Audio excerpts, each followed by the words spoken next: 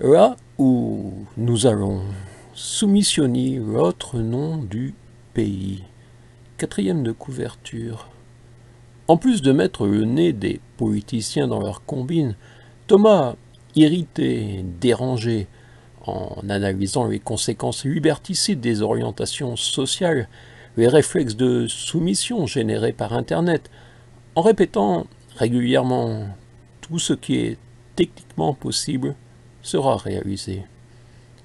Il fut marginalisé, blacklisté, finalement assassiné.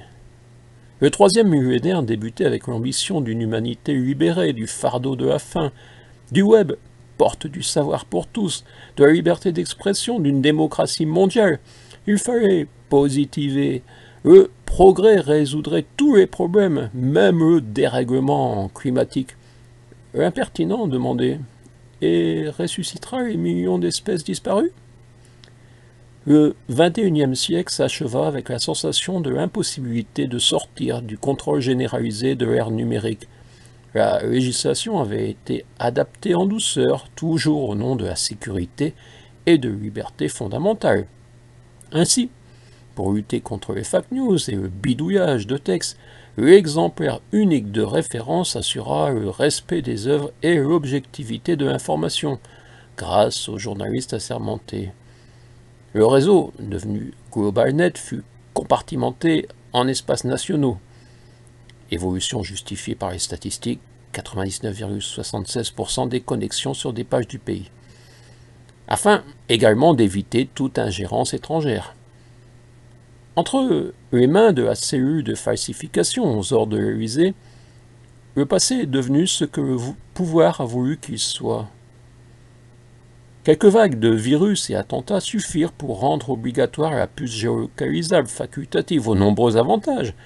Tout bénéfice pour l'homme honnête, sécurité de tous, respect des lois, de la propriété privée. Il n'y eut même pas besoin d'interdire le droit de vote. Les installés choisissaient les candidats.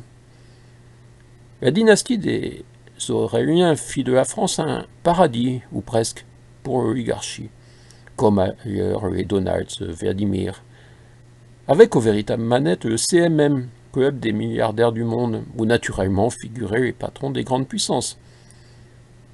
Un apartheid global avec des miettes de territoire bien et revenus à se partager pour 98% de la population. Et dans le rectangle du bas, pourtant un lointain descendant de Thomas raconte le monde d'avant, après un ultime duel avec le dernier des Auréliens. Une nouvelle chance pour l'humanité après tellement d'indignité. Et pour finir, une question.